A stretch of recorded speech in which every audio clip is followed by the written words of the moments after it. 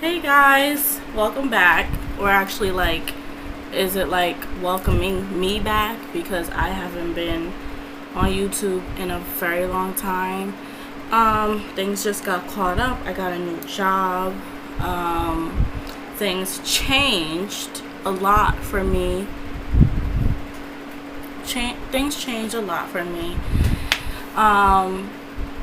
And I would like to say that they changed in a positive way.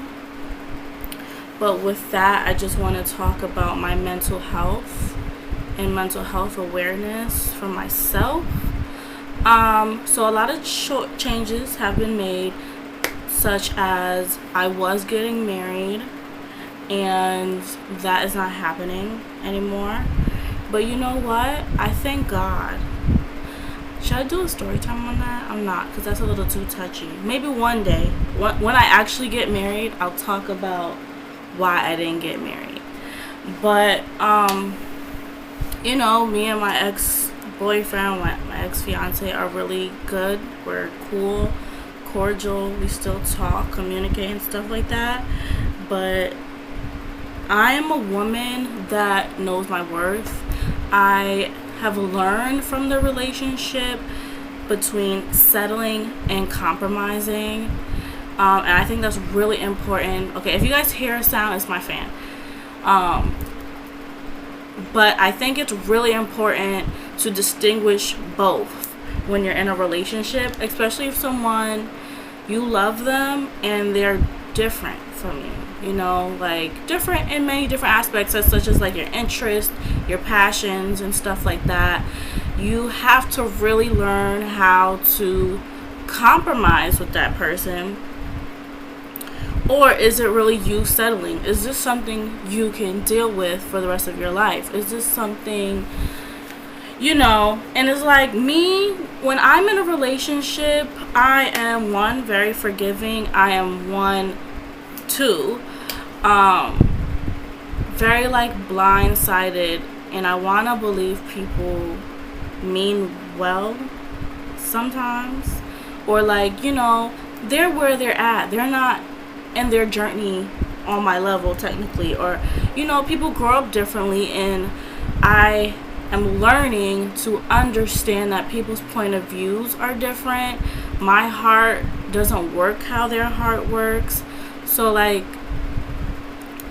try to tell myself I can compromise on this if this person compromises with me on this, because I get it. I can be difficult. I'm not perfect, but like I said, it's very important to figure out if you are settling or if you are compromising. Now, if you're dating someone that is a bit different from you and you guys agree to compromise on several aspects, you have to talk about it. You have to put it on the forefront, the front floor, everywhere. You got to put it out there, and you have to talk about your differences, and you guys have to agree to compromise. That means constantly working on, I don't really like that you do that, or I don't really care that you do that, but I'm going to support you, I'm not going to stop supporting you, and I'm not going to take my word back.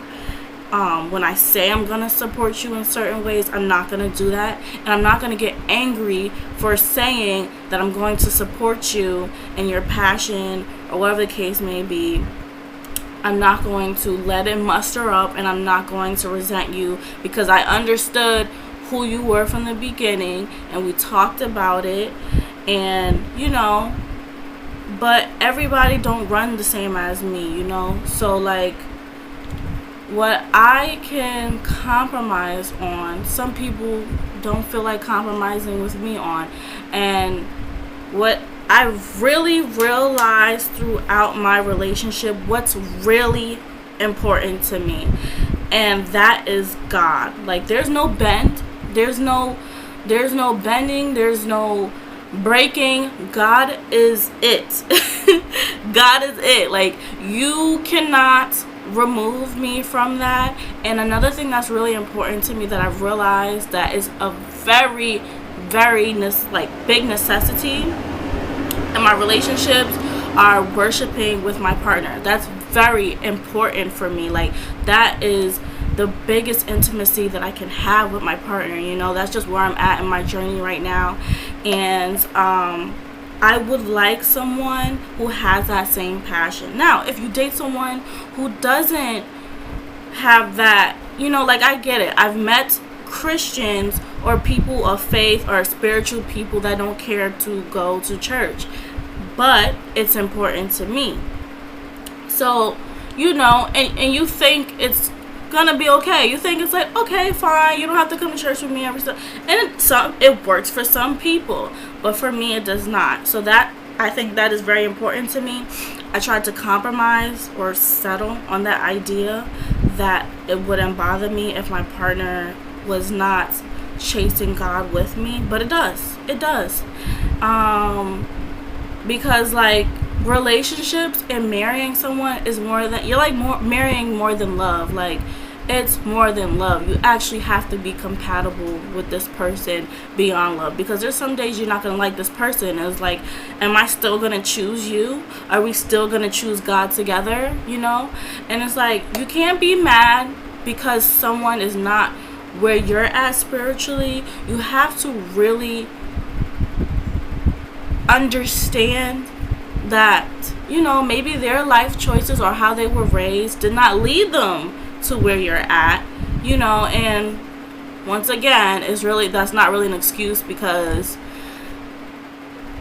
I don't want to get into that, but you have to understand that. And that's not only just with spirituality, that's with everything. Like, people's just mindset, period. Don't run how yours run because of events that led into their life, you know. And so that makes everybody different. And it's either you find a friend that, you know, you guys' views are not the same, but the relationship is still there and you guys still love each other.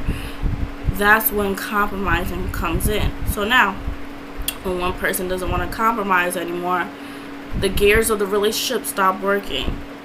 And also, pushing people to keep their word is also really exhausting. So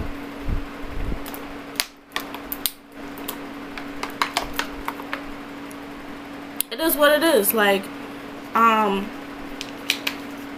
it is what it is at the end of the day. So that's why it's very important when it says in the Bible, and it's the word of God, do not be unequally yoked. Therefore, listen to God. You're not gonna run into these issues, okay? Like, you always kind of like, especially when you love someone, you just kind of be like pleading with God, like, God, could we work on this together? Like, and it's different. It's different from. And also, like, you have to match people's words with their actions. And eventually, I started to match words with actions, and they weren't matching. So, like, it's one thing to date somebody and be like, oh, yeah, I'm so interested in going to church. I want to do this. I want to do that. I want to, you know, like, I want to start reading. I want to start committing myself to God. I want to do this. Okay.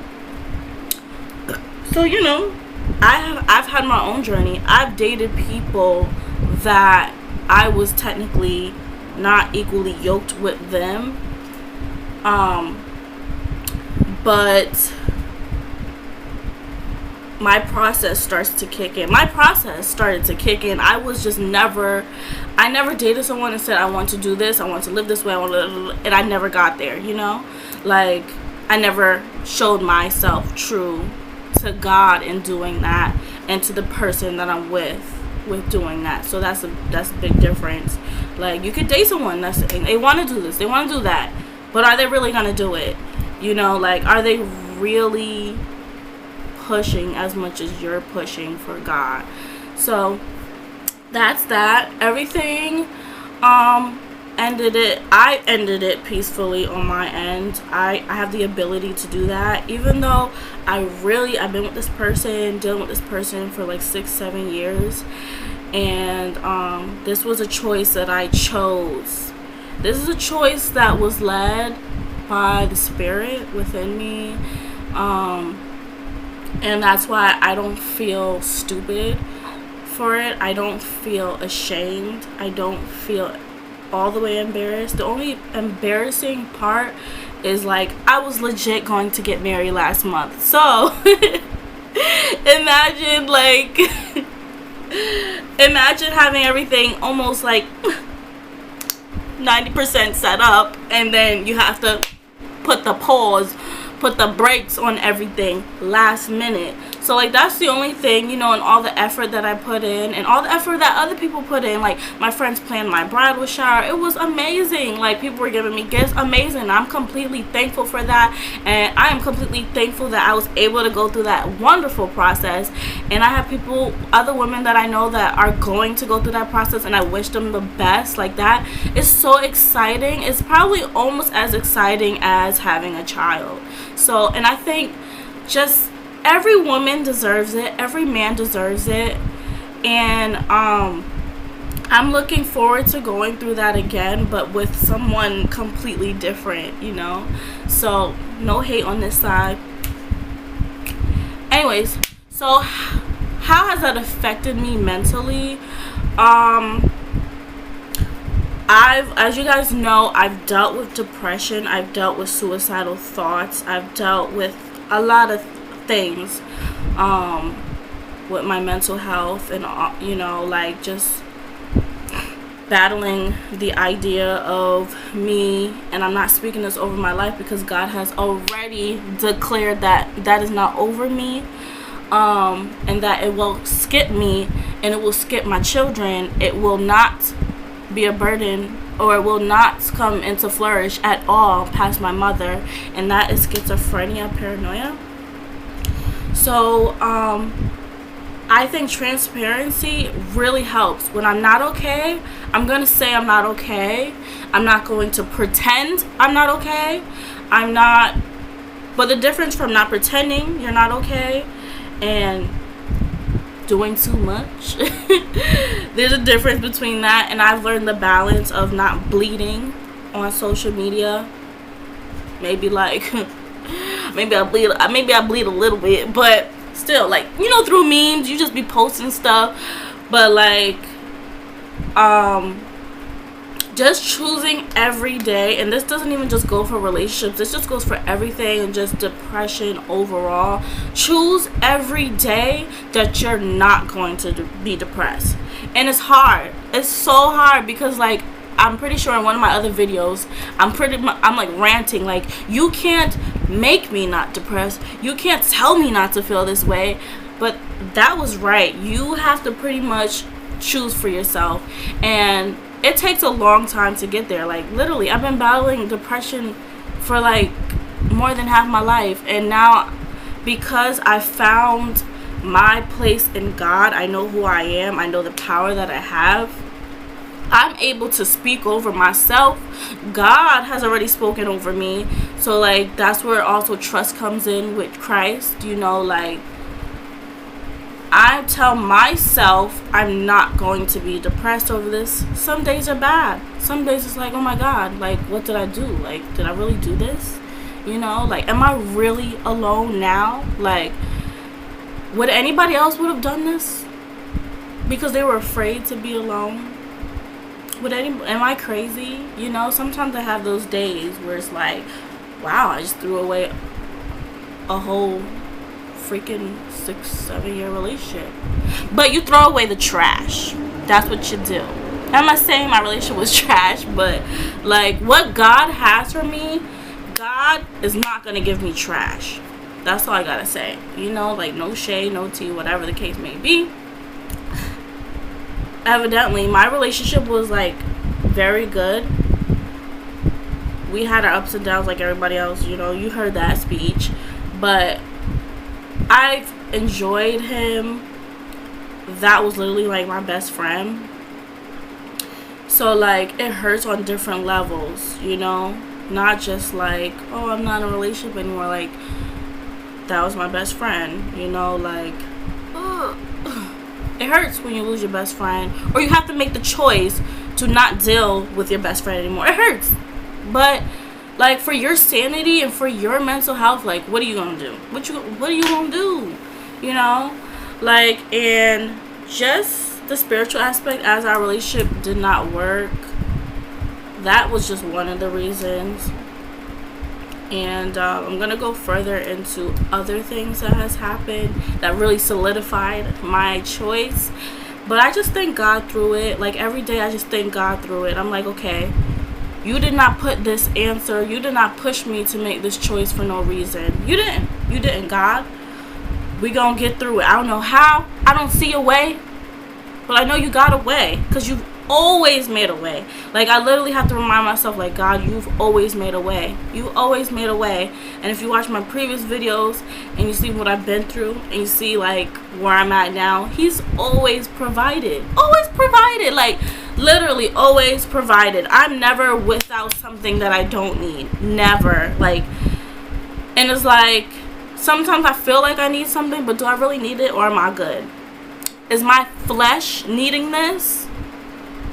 Does my spirit need this, or is my flesh needing this? So this is different. Like, I gotta really distinguish between fleshly desires and my spiritual desires, because sometimes my flesh feel like, oh my God, like, I don't have no family, I don't really have a lot of friends, I'm lonely.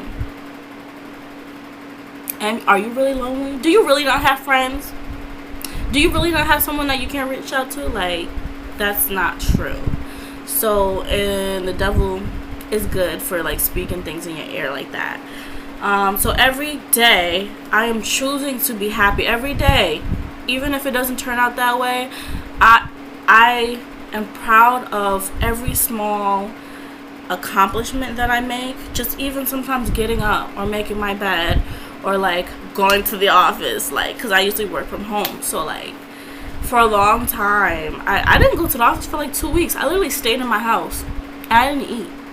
So, you know, it's definitely a process, and it's definitely, you definitely have to put your mind to it. You have to put your heart to it. You have to put God to it. You got to put God to it. You got to put God on it. You know what I'm saying? Like, and I'm not perfect. I'm not a perfect Christian. I never preach that. I never tell people, you got to do this, you got to do that, you got to live like this, you got to live, because I'm still in my process. You know what I mean? You know what I mean? You know what I mean?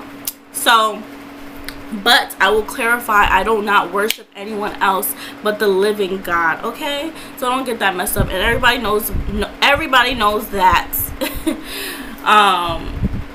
Despite, like, my struggles and, like, you know, things that I still do that I shouldn't be doing, but that does not take me away from feeling like I belong to God. So that's one of the things I do. And I do things that make me happy.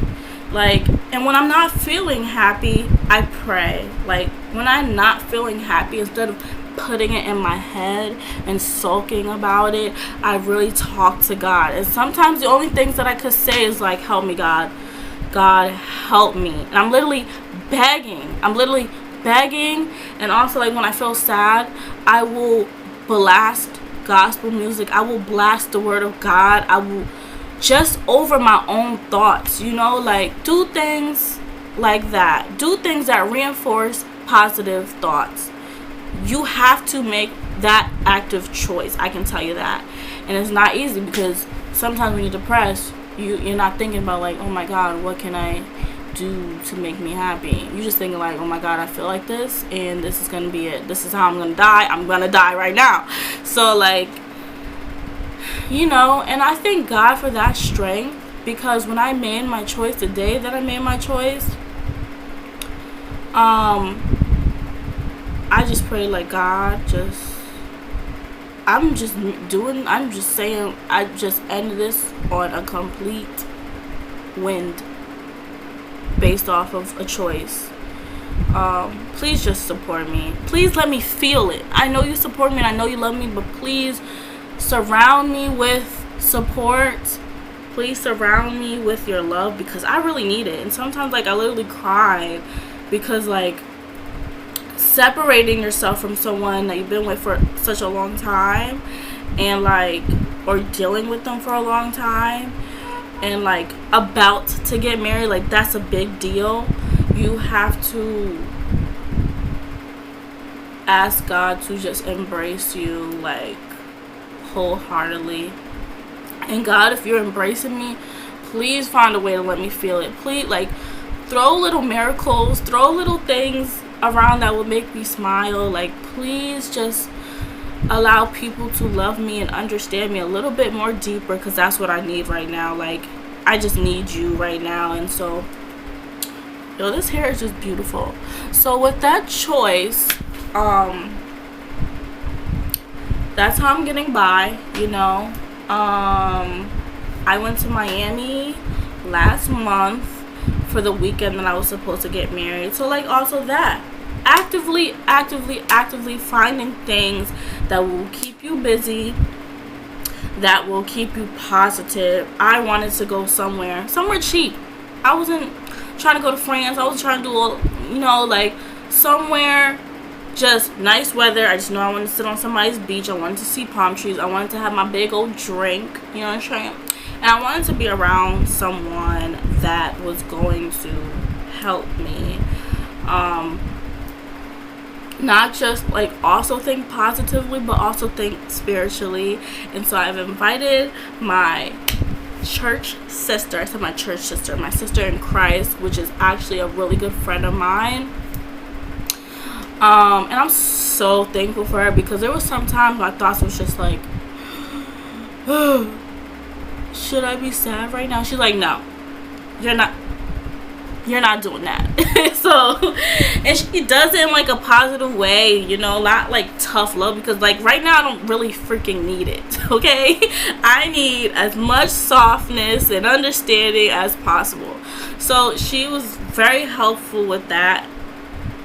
And also, like, just going somewhere with someone that shares my passion for Christ, you know, or even have a little bit more passion for Christ than me is so good, you know. Like, I need more sisters around me like that. I need more better influences like that, because, like, that's the path I want to go, you know. Like, that's where I want to be. That's what I want to do. And I feel like being around people that already live like that, you know, are trying or actively chasing God, is very good for me. So that's that. That's the end of the video. And remember, you have to choose.